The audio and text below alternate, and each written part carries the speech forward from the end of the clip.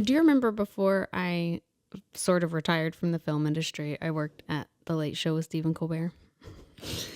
Yes, my memory's not that bad. Okay. I mean, and I was there for a few years. My primary job there was laundry. So I remember you telling me that you would like have to scrub Steven's collars every day. yes. Yep.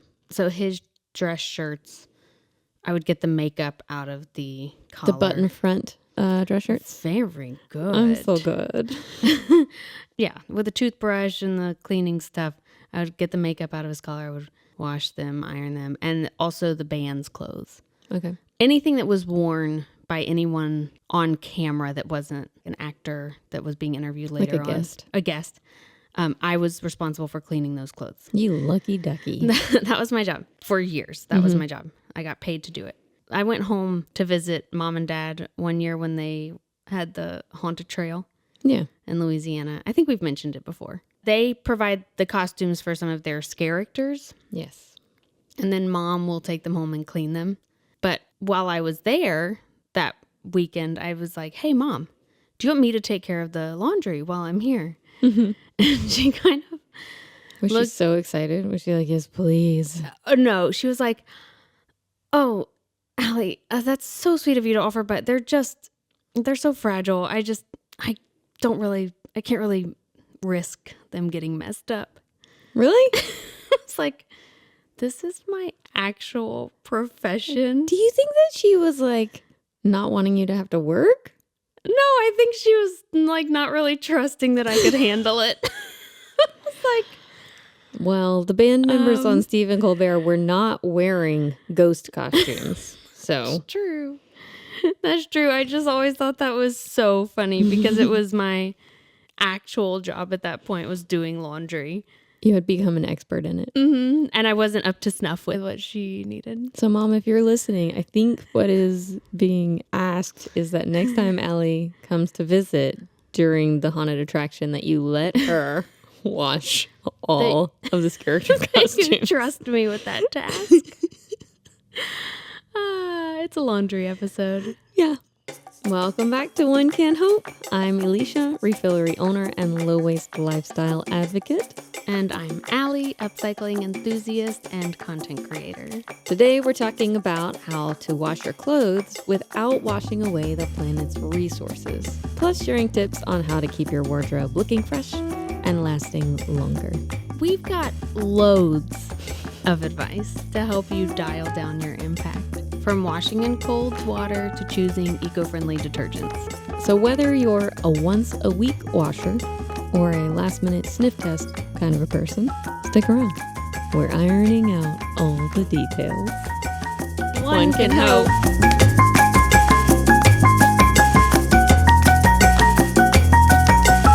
Get a load of this.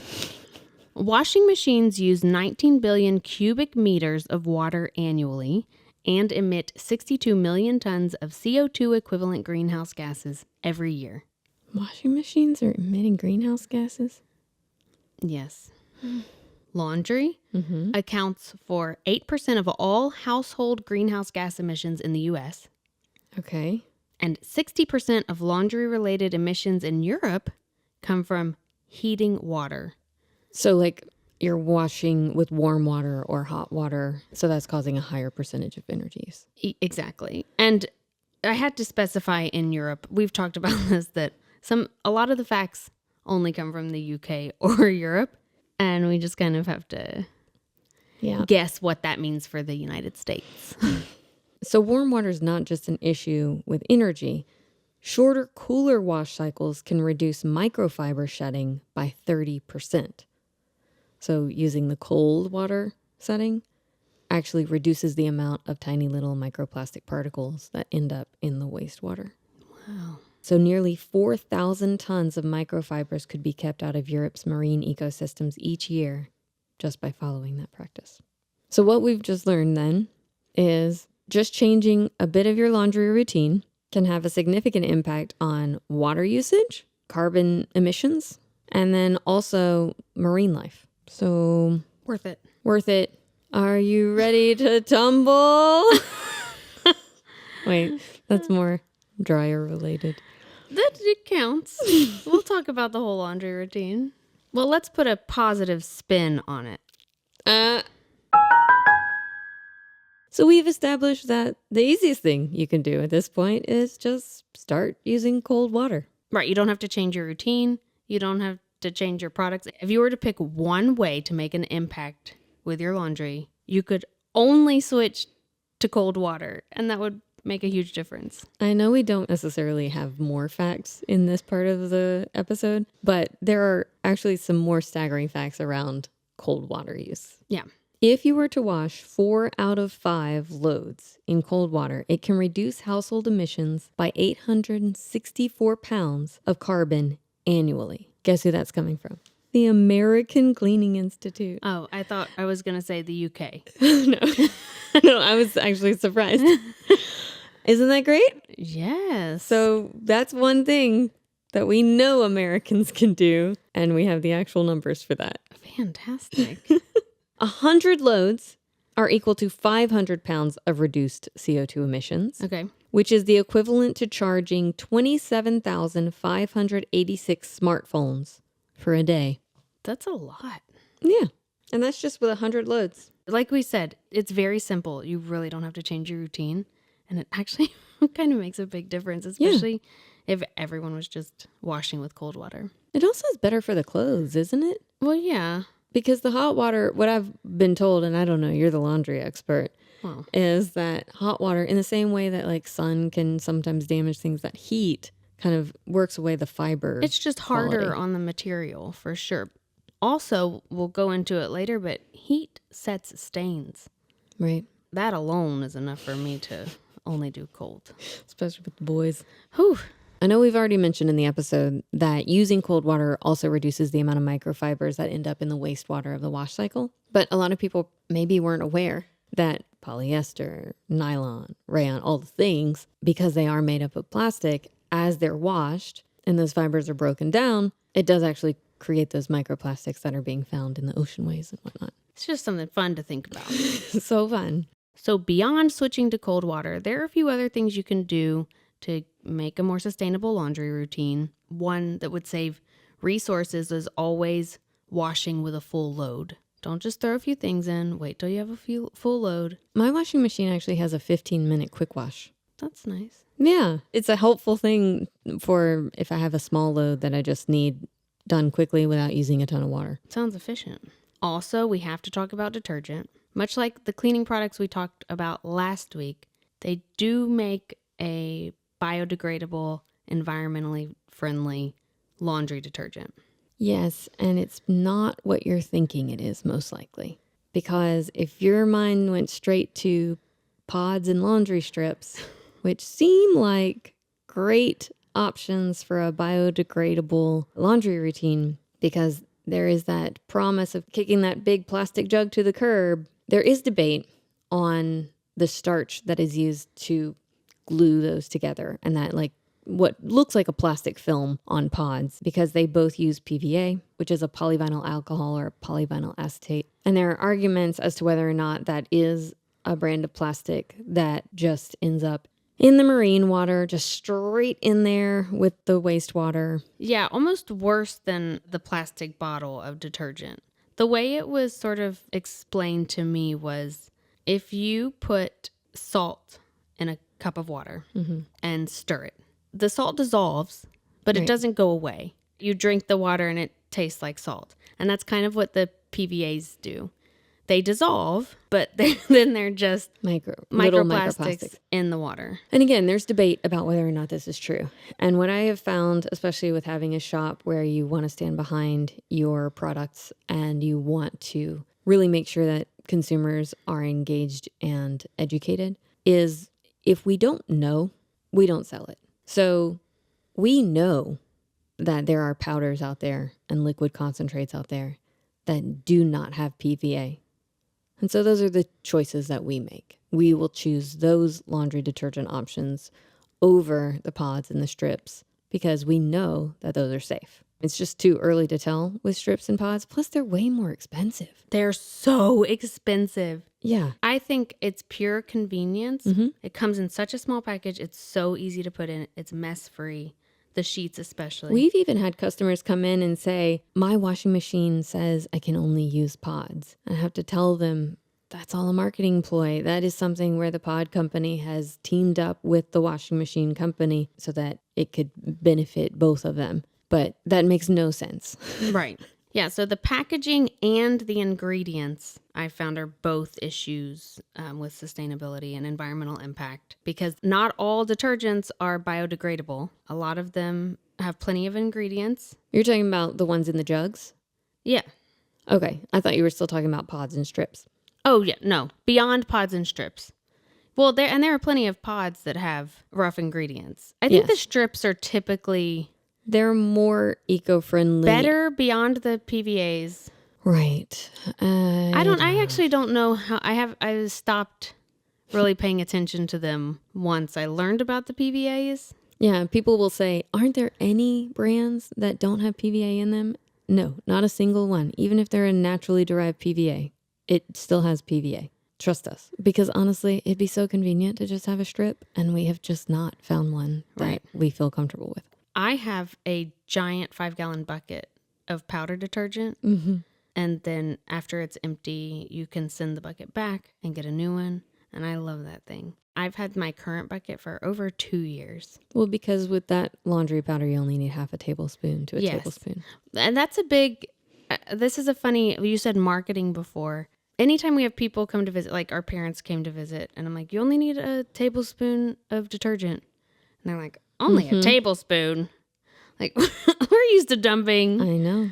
a cup of detergent, and you really don't need a lot. You need such a small amount. The reason you need a lot of the other traditional is because it is primarily water. Right. Which is similar to the cleaning ingredients. And actually, the reason that they made it primarily water was so that on shelves, it takes up more space. Classic. Mm-hmm. But that's one of the reasons, though, that I love the powder. It doesn't have all that water. It's also not near the mess. I have 2 young boys. They love to help with laundry. So the powder is a very easy scoop for them, and I never have to worry about the liquid mess, which somehow always got everywhere. It's also safe for your cloth diapers, which That's is a true. big deal. So most of the jugs just don't have great ingredients in them. I mean, last year, there was an entire thing about the chemical causing compounds that were being created by the laundry detergent. So really being mindful of which laundry detergents you're using is going to be a huge step in the right direction, not only for your personal health, but for marine life health as well. And a lot of the mainstream detergents have fragrances in them. Yep. Synthetic fragrances. So we talked about last week. It's not the most ideal situation for anyone. No, and it's funny to me as we've gone low waste that one of the side effects I feel like is awareness of all those fragrances. Like you talked about going into that Airbnb last week. But even just people walking by, I'm like, oh. Or when our parents would visit. Now, granted, now they do use that bucket of laundry powder and they love it at the haunt, even when they're washing the costumes that they wouldn't let you wash. Well, it's so much more gentle on your clothes. Mm-hmm.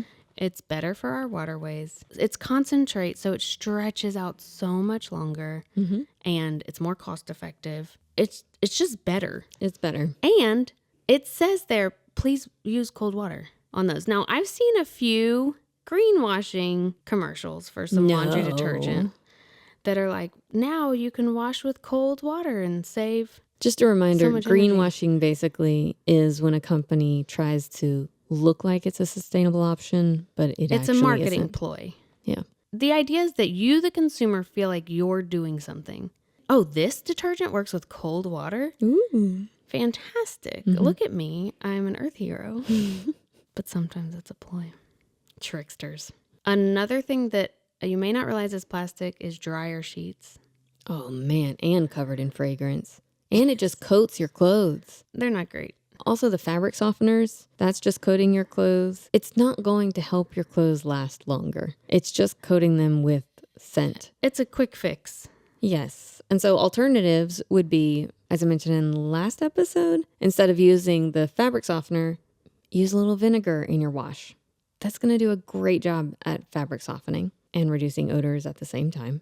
And then instead of using dryer sheets, which are one and done, throw them away, all plastic, use the wool dryer balls, which I've had mine now for 7 years, I think. And one little trick I like to tell people is you just kind of can put safety pins on to help if you've got static cling issues or anything, which I don't find I really have anymore since I've started using a natural detergent and vinegar. Yeah, I haven't noticed. I still use the wool dryer balls, so maybe that's helping with it. But wool dryer balls help dryers heat the clothing as it's going because it absorbs that heat. We've talked about how wool has the little pockets that act as insulators. So it actually speeds up the drying time, which is great for reducing energy. And then also kind of is beating the clothes as it goes, right? I did a craft project a few years ago where I took an old wool sweater and made my own dryer balls because 100% wool is pretty good at felting together. Yeah. You can cut up an old sweater, wind it into a ball, and then put it in like pantyhose and just run it through the wash a few times to make your own. Yeah, I mean, if you've ever washed a wool sweater, Guilty. You've seen how it shrinks. Yeah. That process is felting. So some people do that on purpose and then use it as felt for craft projects. Oh. So you can do that in shapes and make your own dryer balls. One thing I do like to point out, a lot of customers will come in and say, can I just add some essential oil on the dryer ball to make it smell better? And we do not suggest that because oil has a flash point that will catch on fire. Yeah. And putting it in a hot dryer is not a good idea. If you're insistent on it, you should definitely look up the flash points of each particular oil because they're all different. And some of them should not be going in a dryer. No. Now, if you're composting, I've seen... I am. A lot of people will comment on my videos, oh, you can compost dryer lint. In very few cases can you actually compost dryer lint because, like you said earlier, most of that lint is microplastic. Yeah. Because of the clothes we wear. Right. Now, if you have a 100% natural wardrobe. Oh, I'm jealous is really what's happening. Right. But then you can. Or maybe you're doing a load of all cotton towels. That dryer lint could be composted. But for the most part, our laundry is synthetic these days. So it's best to just throw that in the trash. And then the classic is hang your clothes to dry. That alone is going to do wonders, not only for the length of time your clothes will be able to be worn, but also sun is great at getting out smells and stains. And you're not using any additional energy. I don't hang my clothes to dry. I want to so badly. I love the idea of it. It's the time it takes involved. Yeah, I'm usually doing laundry at night. And so going outside to hang clothes, I don't even know if it's allowed actually, because some places don't allow that in the yards. Clotheslines? Yeah, because it doesn't look good. I'm pretty sure where I live out in the country, yeah, you'll it's be okay. fine. Whenever we drive west in Pennsylvania, it's awesome because there's so many clotheslines out and it just makes me so happy. A friend of mine hang dries all of her clothes. Yeah. And it's fantastic. I love the idea of it. And I picture when the kids are a little older and they could sort of be a part of the process. Mm-hmm. And because we have a little bit extra laundry with the cloth diapering, it just, that feels like I can't imagine taking the time to then also hang all this up. Yeah. Well, and then take it down. I also, to be completely honest, tend to have like one outfit that I wear multiple days in a row. So I'm not doing a huge amount of laundry. Yeah. I think it's my 2 toddler boys. Yeah. My husband works from home. On the days that I'm at home, I don't change. I'm fine to be in unless we go outside and do something. Right. I can be in my sweats for a couple days. We did have with our daughter a bit of a time where she would wear something for like an hour or two. She was going through that phase where she's like just putting on different clothes. And then every time she puts something on, she takes it off and she puts it in the dirty clothes. I had to nip that in the bud. Oh, yeah. Like this is still clean for a month. Yeah. If you're going to wear it for an hour, yeah, you're good. Yeah. So I guess that's the last tip is if you have children, teach them what an actual dirty garment is. Yeah, and teach them not to be slobs. Yes. Especially those toddlers. There's just so much food on everything. As I am to dishwashers, I feel like you are to laundry. Maybe not as excited Right. as I was going laundry. to say, like, I'm not necessarily giddy talking about it, but I have done a lot of it in my day. And I know. You've picked up some tips along the way. I mean, the tips that we pick up. So for Stephen Colbert's band, the clothes are getting worn for a few hours, but they're sweating every night. So it was important that we keep everything clean and fresh. But we also want these clothes to last. Right. And in other episodes, we've talked about mending your clothes to keep them lasting longer. And it's so important these days, especially because, one, our clothes are not made to last. No. But two, people are not buying clothes to wear them over and over again. They're buying a seasonal. The newest trend. Yes. And then it goes away after a few wears. But our goal is to be more intentional. If we can, pick clothes that are going to last longer and then do what we can to make them last longer. And a lot of that has to do with laundry care. One of the biggest things is not to wash something until it's dirty. If it doesn't have a stain or a stink, it's fine. And I know there are plenty of people who are like, no, I need to wash it. But if you're not one of those, if that's, hang it back up. It's going to be okay. It's not dirty. Just put it on the laundry chair. We all have one. Right. This isn't fresh out of the laundry, but it's fine to be worn again. And that will keep your clothes lasting so much longer because every time you run it through a cycle, it wears it down a little bit more. On top of that, proper care for your garments. Not all garments should be treated the same. A wool sweater should not be washed in hot water and then put in the dryer. Obviously, that will ruin it and shrink it. Or just make a new fill project. Most clothes have care labels inside.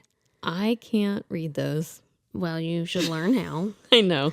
I heard that you can actually take a picture of it with your phone and it will tell you. You could also just print out the chart. Ooh, that's a good idea. Yeah, because it's not like every different store has a different code.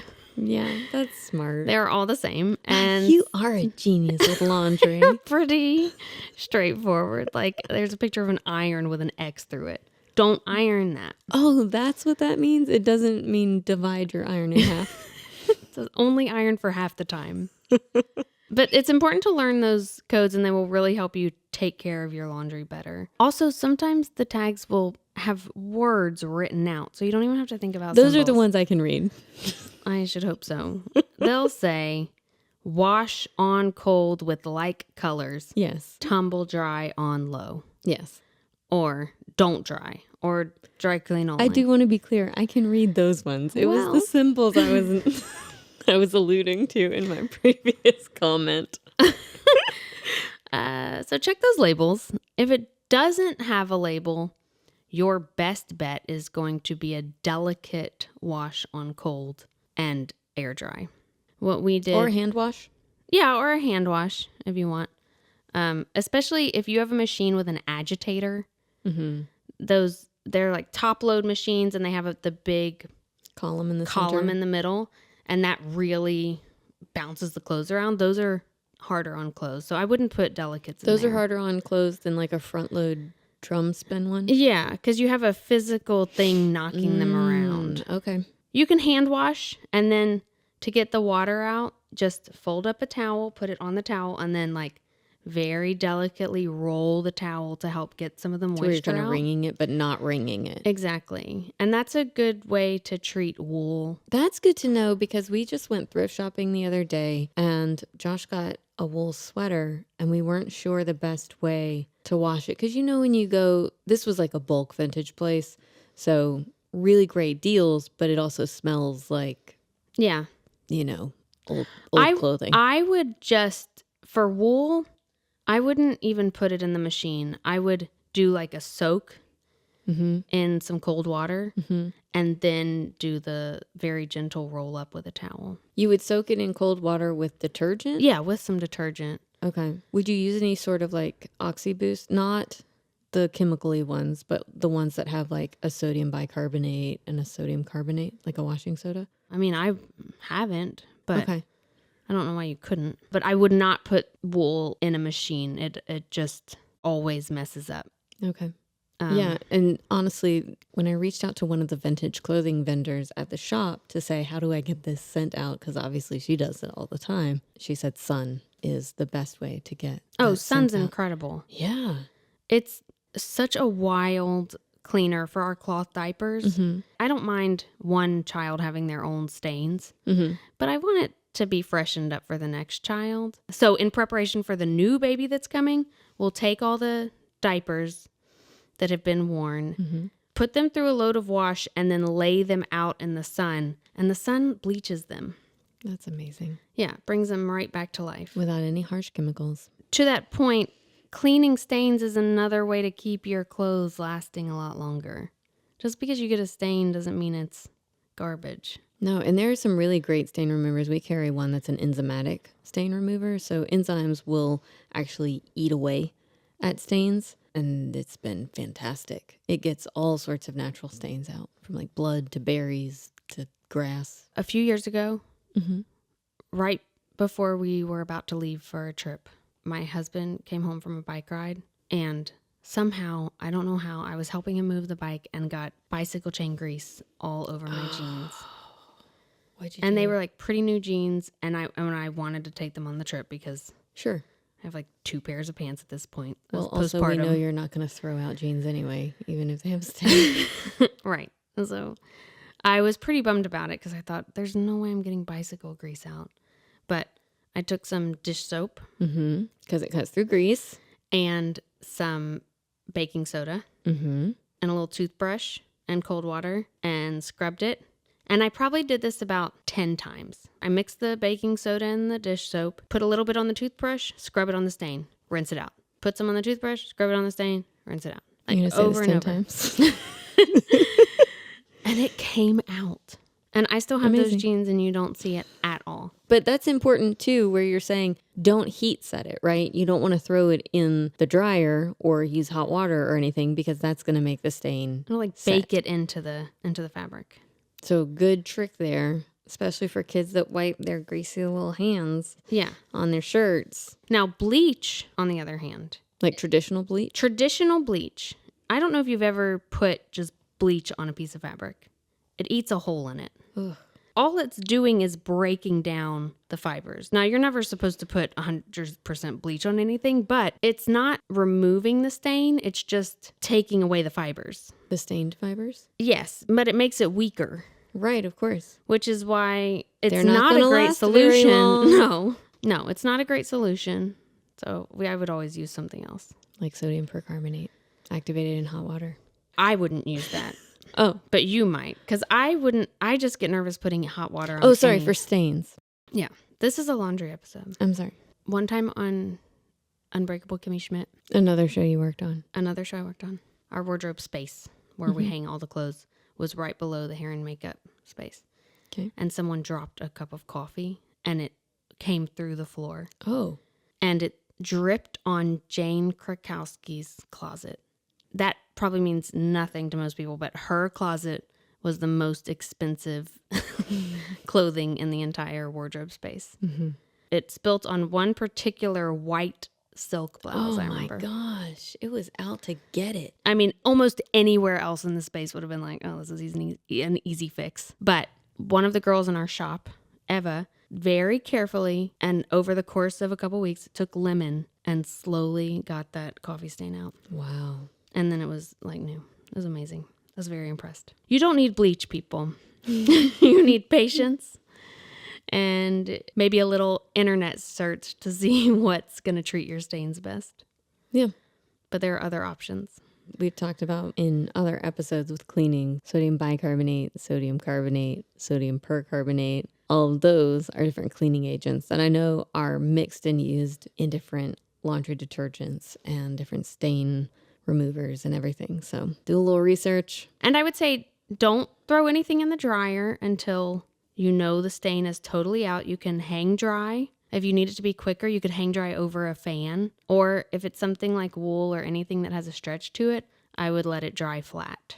Oh, lay it flat to Lay dry. it flat to dry on a towel or something and just, be patient. Those are great tips. Also, this isn't the washing process, but the way you store your clothes is very important. Sweaters in general should not be hung on hangers. That stretches them out. It also puts weird lumps in the Yeah, where you got the little shoulders. spikies. Yeah, we called them like nipples. They just add little. Yeah. And who wants shoulder nipples? Right. Not me. Those should be folded and put in a drawer or on a shelf. Anything that's going to take the shape of the hanger, fold it instead. That's good sound advice. And you can steam the creases out. If you have a steamer. Or put it when you're taking a hot shower. Allie has a put steamer. It in there. Well, she doesn't anymore because she gave it to me. I think everyone should have a steamer. I think everyone should have a steamer too because it is fantastic to use on different house renovation projects. I did give you my steamer. I was just thinking about that because I was looking for it. And I used it to get mastic off of the back of a reclaimed wood floor. It was wonderful. Okay. Not laundry related, so sorry. Well, it's a great, gentle way to get the wrinkles out of your clothes. Or a wedding dress. Allie did that for me for my wedding dress. I've done it for so many people for so many years. Oh, so I'm not special? You are. And after you do your laundry, leave your washer door open a little jar. bit so it doesn't mold. Yes, gotta leave it open. You can also clean your washing machine. And should every once in a while. The toilet bombs that we sell at the shop also can be used to clean your washing machine. Do you just run a quick load? Yep, or rinse and spin. It's a great way to keep everything fresh because sometimes it gets a little musty in there. Mm-hmm. Keep your door ajar, and that helps keep it aired out. And spin me right round, baby, right round. Like a washing machine made around. So in keeping with today's theme, that's a wash.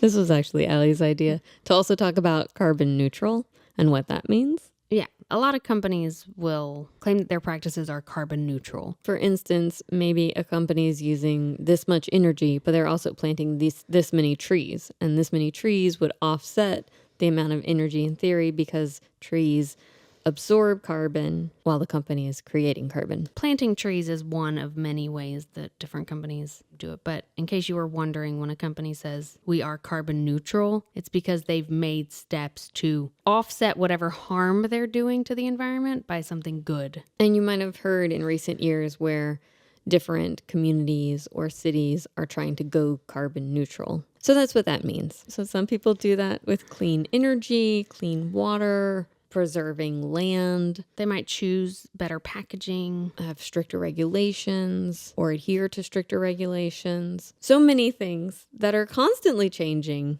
these days. Yeah, but that's what carbon neutral means. Yeah. It's a wash, basically. And then also speaking of washing, and we mentioned it earlier, greenwashing. That's a big one. It's where large corporations are not thinking about carbon neutrality, but are instead trying to manipulate the consumer into thinking that they care about the planet. And it's often done by changing the packaging to green. They'll put a little leaf on it. They'll change the wording to a cleaner alternative. Or now with natural ingredients. It's not saying we don't use synthetics anymore. It's saying there's always been water in this product, but now we're going to call it a natural ingredient so that you feel like you're doing things right. And so I know that when people think about this and they go, oh, it's so exhausting to hear that companies are actively trying to fool consumers in that way, knowing that sustainability is something that more and more people are aware of and are trying to do right by the planet. And while it can be exhausting, just know that there are plenty of people out there, but Allie and I are definitely two of the people that are really trying to be completely honest and transparent. So you can always reach out and ask us questions about what we know to be true. And neither of us have environmental studies degrees. No, we don't. But we are two moms who are giving it our all for our kids. And for our communities. And so our intentions are pure. And we're really putting everything we can into making a better place for our children. There you have it. A laundry list of things to get you started. Whether you're switching to cold water, using planet-friendly detergents, or giving wool dryer balls a whirl, these small changes can really wring out the waste from your routine. So don't spin out the next time you're putting a load to wash, and maybe do a little line dance next time you have clothes to dry. Your impact will shrink, but your clothes don't have to. One can hope.